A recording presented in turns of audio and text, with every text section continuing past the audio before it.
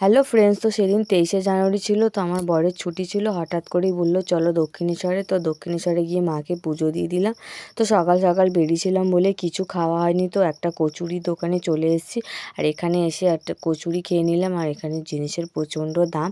তো যাই হোক আমরা খেয়ে নিয়েছি, আর খুব ভালোও ছিল খেতে, খুব টেস্টি ছিল।